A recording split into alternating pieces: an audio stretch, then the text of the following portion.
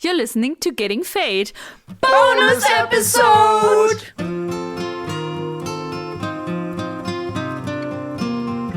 So guys, we finished ACOTAR. I still can't believe it. And amazing. Because we are good friends of the visual medium, we thought of a little bonus extra episode for you guys. That is really perfect for this audio medium. Really, that's true. Yeah, because we thought, let's talk about who we would ideally cast in a possible visual adaptation. So we know this is actually quite hard in an auditive medium to talk about people you might not know. So we made a little collage on Instagram where you can go now and take a look at all the fine people that we cast and listen along. At Getting Fae'd Pod. Or, just Google it. But in preparation for this episode, I learned a lot about myself because I thought this would be so easy because I think I have a pretty visual mind. So when I read ACOTAR, I see the characters and I thought, oh, this will be easy. I'm just going to write down the few characters that match this description. And then I was like, okay, my mind makes up an image, but then I have no clue what that image looks like and who it looks like. So I was like, So I only brought 5 characters. And for most of them, the actor or actress I cast is just a vibe. I'm not saying they fit. I'm just saying someone like them could be it. So I'm sorry. I'm not a very good contribution to this episode.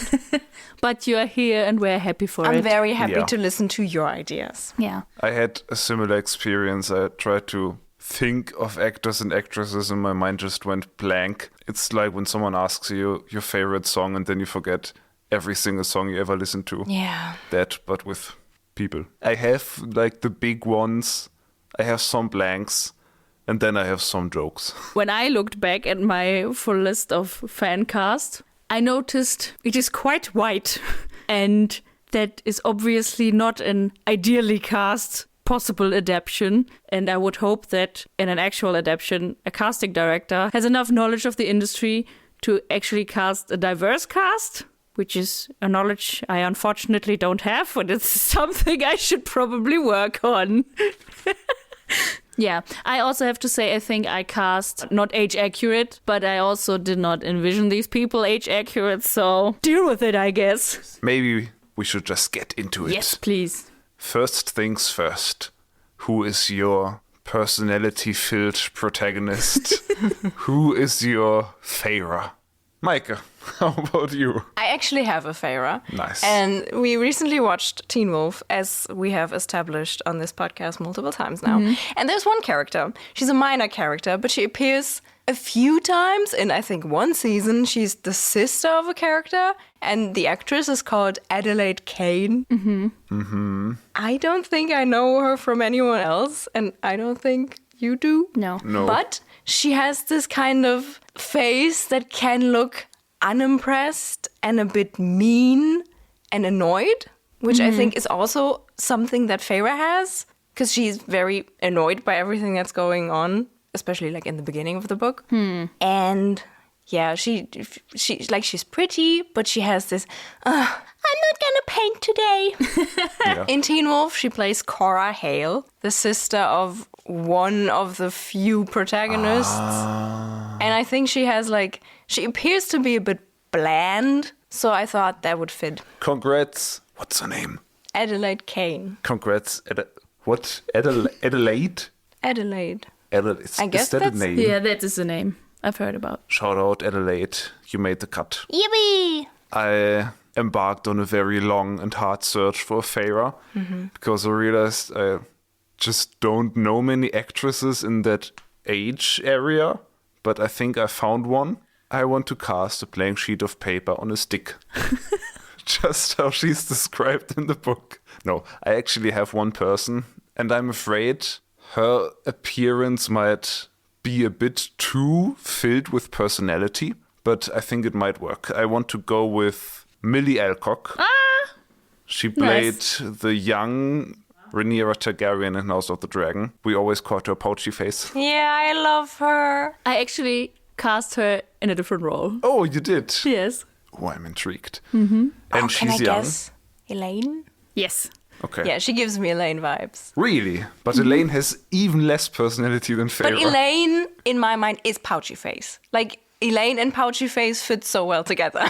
I think Millie Alcock can actually play quite sweet and still have a depth behind it. What I tried to do with my casting, I tried to enhance the story with the actors. So I was like, ooh, I can see a deep well in her that she can bring to Elaine that I want to see in Elaine. But I like the pick. I like the pick. Yeah, but that's the thing. You didn't cast age accurate. Like, she's 24, so she's already 5 years too old to play Feyre, let alone her little sister. But I guess that's valid. Who's your Feyre? My Feyre, as I said, I wanted to enhance the product. So I tried to find an actress with some personality. So I cast Emma Meike. Nice. Who you might know. Who is this? Who you might know from Sex Education. That's so funny. I thought of her as well. Yeah. I kind of cast the three sisters like in tandem. And I think my three sisters fit very well together. And like, obviously you can change hair color and whatever, but she has like brown hair and like my two sisters have blonde hair, so they're like, nah, the pretty ones, and she's like the basic one. I mean, not that Emma Meike is basic. She's far from basic. She's pretty awesome. I almost put her as Nesta. I can see that. And also, okay, this is again your thing, but in my head, she's way too old to play Feyre. Okay, yeah, fine. You can cast age accurate. If you can find an actor who's 500 years old. Christopher Lee, back from the dead. We found our rising. Honestly, I would buy it. But after we have found our protagonist, let's move on to some fairies. Let's talk about Alice. Do you have an Alice? No. I do not have an Alice. Well, I brought an Alice. I cast Olivia Colman as Alice because I thought I need someone huggable. And then I thought of Olivia Colman. I see it. You might know Olivia Colman from Broadchurch or from the second iteration of Queen Elizabeth in The Crown. Yeah, that's my whole reasoning. She's someone huggable and I love her. Yeah, she has a huggable face. I give you that. Okay, the next one on our list is the Suriel. I have two people for the Suriel. Let's go. Give me one. No, I want to hear both. My first pick is Matt Smith. Oh, Okay. Yeah. I think he can really portray this kind of like fucked up, ancient, I know something vibe. Oh, I like that. And then the second pick is Morgan Freeman because he's so good at giving exposition. That's true. I like Matt Smith. I didn't even think in that direction because I think even though he does play villainous men very good, I still see him as the Doctor and he's just like this childish man. What you do? But that kind of fits the Suriel as well. Yeah. So I cast Tilda Swinton as the Suriel. Yeah. Ooh, yeah. I hope you know Tilda Swinton, but if you do not, she, for example, played the angel Gabriel in Constantine, which is an amazing movie. So you should watch it if you haven't. That's the role you picked. Yes, because it's awesome. Tilda Swinton's greatest accomplishment in her career. But yeah, I feel like Tilda Swinton is like, I don't want to say basic pick because that sounds like basic always feels like a bit negative. Yeah. But it's instantly there, the picture. Yeah. Who do you have, Meike? No one. Nice. But I had thought of Tilda Swinton as Ah, well. nice. Okay. Having crossed off some fairies, we're going back to the family. So we've already talked about Elaine. Did you bring another Elaine? No. I did. Oh, yeah. I brought, and I'm sorry if I'm saying her name wrong, I brought Thomasin Mackenzie, who played, is it Elsa? Elisa? Something in Jojo Rabbit, like the girl, the Jewish girl. And I thought she has like this sort of innocent, little round-faced look with like big eyes, and she looks, just like innocent and naive, but there's this little spark behind. Good pick, I like it. And now to our favorite sister of the bunch, Nestor. That was hard for me. And I didn't really come up with anyone, so I just thought who could play a convincing older version of Millie Alcock, and the obvious answer is Emma Darcy. Speaking of casting age accurate. I mean, they could be sassy. I don't know. Nesta is actually the only character that I kind of always had a picture in my mind that resembled someone I had seen on a screen. And I don't know if you will agree on this, because honestly, it's not based on what Nesta is described as, because I don't remember what Nesta is described as. I don't know her hair color, her eye color, whatever. Yeah, me neither. But in my brain, she looks a lot like Camilla Morone, who played Camilla Alvarez in Daisy Jones and the Six. And I'm incredibly in love with her. She's like the photographer wife of Sam Claflin's role. She looks very elegant and she's incredibly beautiful and she looks so strong and so fierce, and she has this sharp face that can kind of look mean but also soft when she wants, and I thought she's my Nesta. Oh yeah, I can see it. And I also think she like fits. She could be Adelaide Kane's sister. Like, I tried to make my casting of the sisters consistent. Yeah. And she could also kind of be Thomas and Mackenzie's sister. Yeah, I can see that. So my Nesta is Sydney Sweeney. Okay. You don't like Sydney Sweeney?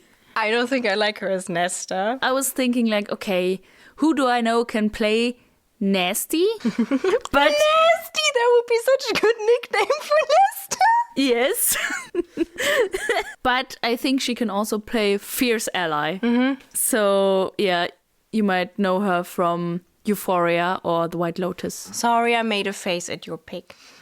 It's a That's valid okay. pick. We all have our preferences. It's not like I have pictured her as my Nesta the whole time I was reading. I was thinking like, who could play that? So yours was way more passionate. Thank you. And that's okay. So let's track back to Prithian and come to our favorite fox by Lucian. Yay! So maybe I should start because I know you have a very special pick. Yeah. I cast Justice Smith as Lucian. You might know him from the Dungeons and Dragons Honor Among Thieves movie. There he played the sorcerer. And I think he can play very funny.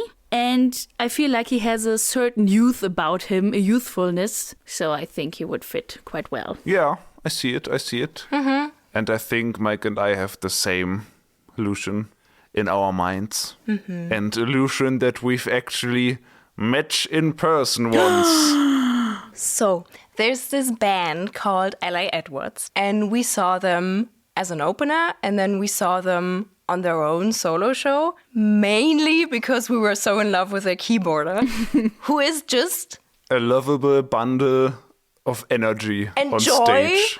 and he's so fun to look at, and he's such a nice person. And while that is not exactly what Lucian is like, he just feels like he has this funny, feisty, likable, lovable, whatnot energy of Lucian. And he has the looks. Yes. He has reddish, longer hair and kind of this... Foxy face. Yeah. A foxy face. Yeah, like sharp features. Mm-hmm. His name is Landon Pig. He is actually a bit too old to play Lucian, but he has this youthful energy that fits Lucian so perfectly. And we met him after a concert and he was just so nice to us. It was like one of the best encounters ever. Like, we high-fived 75 times. Yeah, he gave us a high five. He gave us a low five. He gave us a reverse five. It was mind-blowing. A reverse five. A reverse what a five. skilled man. He was awesome. Yeah, I can see it. And also, like, when they're immortal, I have cast older than they appear in the books. And when they're immortal, they can look like a range, I guess. So yeah. maybe also, you're on Lucian. stage, he definitely appears to be like in his mid-20s. So he has that energy. When we Googled his age. I mean, there are people who just look incredibly young. Yeah. So our pick is Lennon Pick. Shout out. And he's also an actor. He has acting experience. He played, I think, Elliot Page's love interest in some whack 2010 movie. We still haven't watched it, but we want to. Yeah, that's our Lucian. Yeah. I think it was mid-concert. Like, we watched the show and I leaned over to Lukas and I was like, he would be a perfect Lucian. And Lukas was like, yes, yes. And then we watched Lucian play the keyboard. And also, funny side note, a few months ago, I think the singer of the band posted a picture where he started reading ACOTAR. So, just perfect. Fate. Everything is meant to be like that. Yeah. Who's next? The ACOTAR. I have a pick for the end. Me too. Meike. I can chime in once again. And I wrote this down as a joke, but the longer I look at it, the more I can see it. And I want Willem Dafoe to Just recently, he plays such unhinged roles. I love him. I just see him in like heavy makeup, like he's still in there, but there's prosthetics, and he's just this weird guy, and then he's talking in a weird accent, and he would be Yeah. awesome. Who was your pick? Yeah, I'm not as confident anymore. I pick Nicolas Cage. Oh, yeah. But, you know, Willem Dafoe has the more distinct face. But Nicolas Cage, of course. Awesome pick as well. So now we're getting into the big leagues. So let's talk about our villain, Amarantha. I have the perfect Amarantha. I've said it on the pod before. My perfect pick for Amarantha is Sarah J. Maas. Because she just...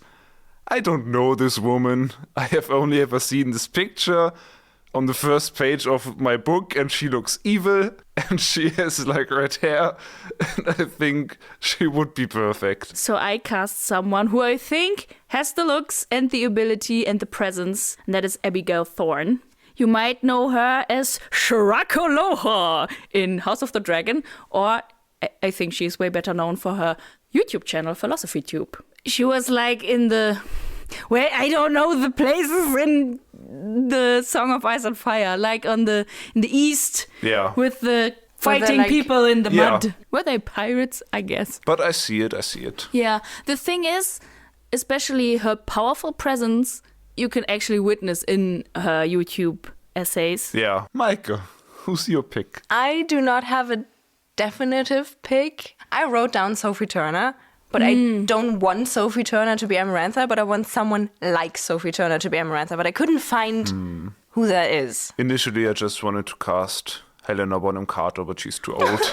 Who cares? Helena Bonham Carter would be awesome. She's Always. just perfect for that unhinged, insane energy. That's true. And before we get to our big three, we get to your favorite boy, Isaac. Do you have someone cast as Isaac? Who are your big three? You would see.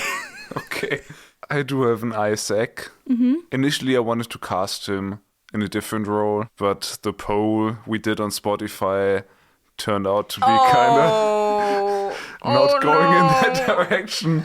So I thought Tom Holland as Isaac. Because he can pull off the boy turning into a man. I'm not sure about that. You just want him in there. I actually don't like Tom Holland. Like, I have nothing against him. But for me, he just has to be in every adaptation of everything. I mean, he could be like what Alec Guinness was for Star Wars, like the name you put on the posters so that the people come to the movie.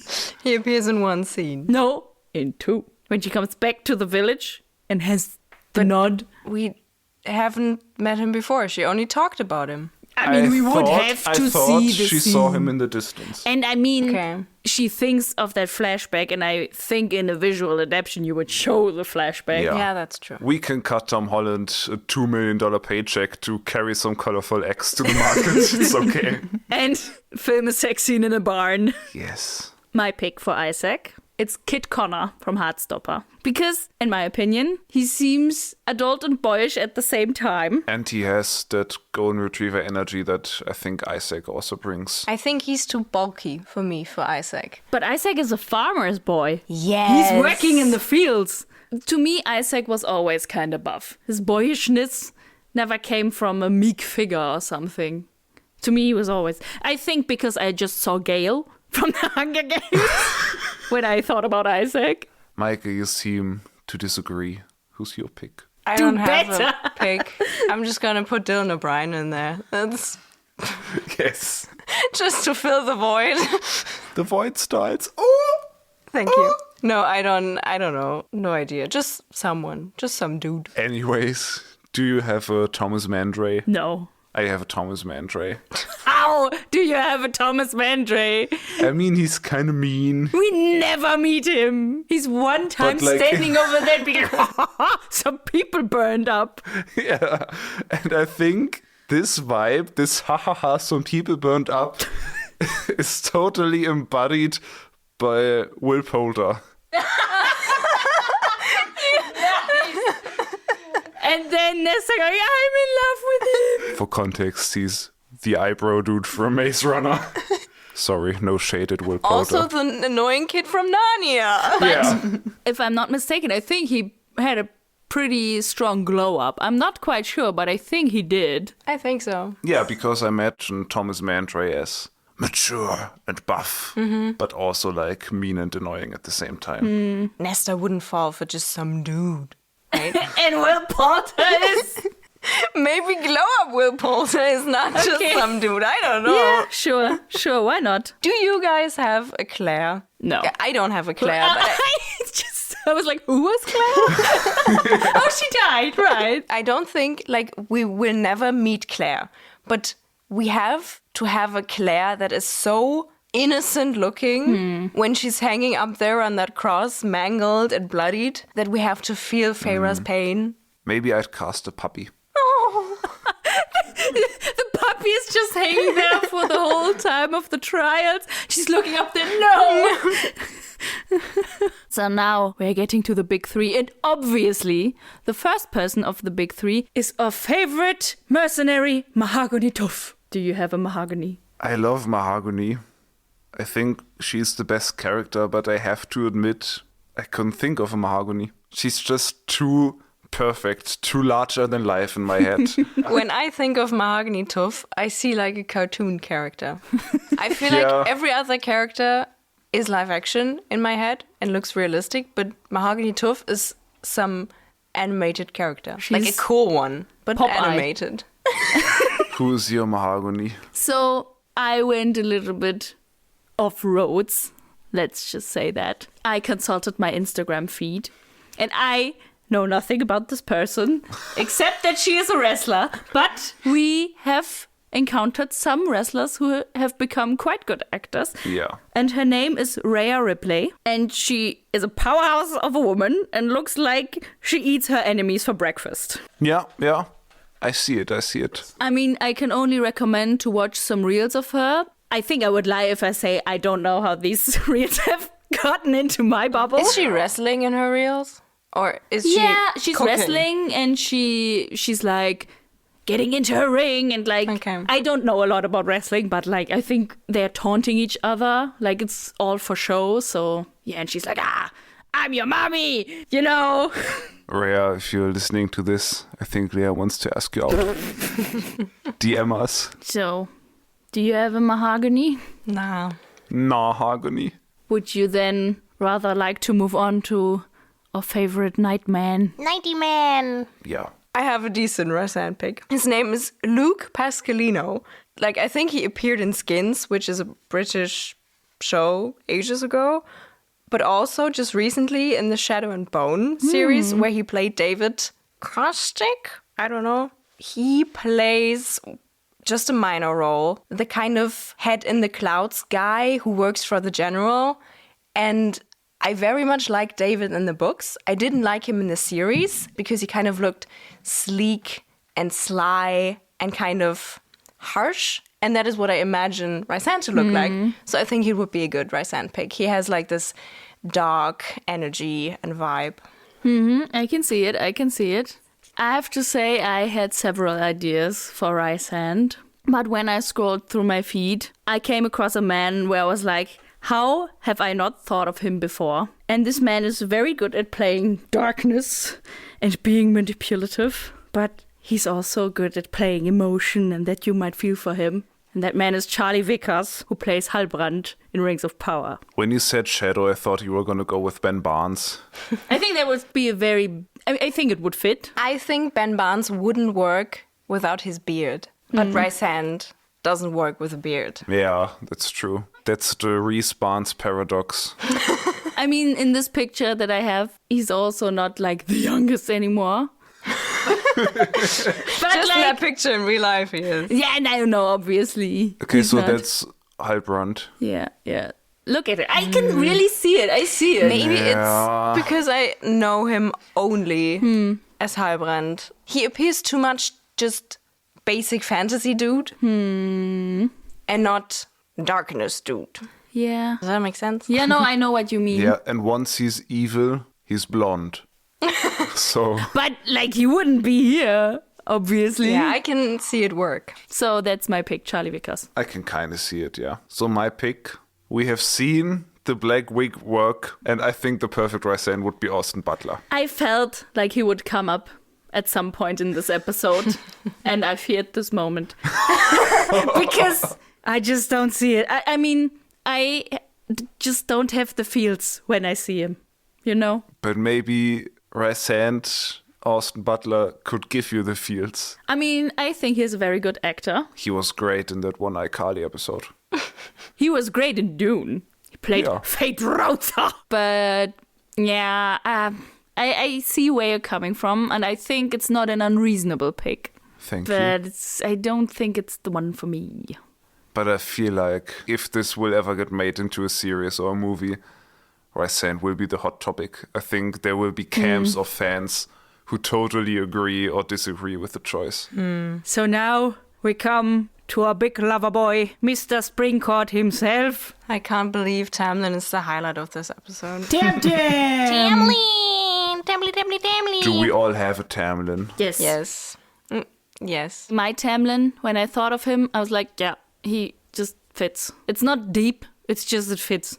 My pick for Tamlin is Sam Reed. He plays Lestat in the new Interview with the Vampire series. And in that series, he plays someone handsome, blonde, immortal, and a problematic lover. So yeah, he's just... Born to be Tamlin. Basically already played that role before. Yeah. Pretty solid. He has a very broad jaw. I think that see fits. it with Tamlin, Yeah.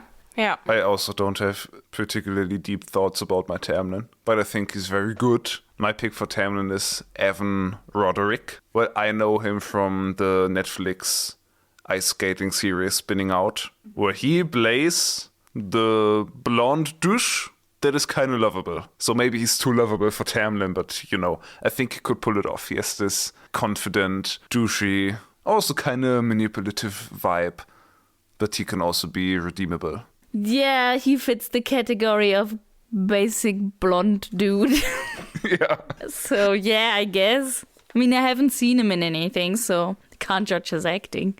So, Meike, do you want to finish us off with your Tamlin? No, The highlight of this episode.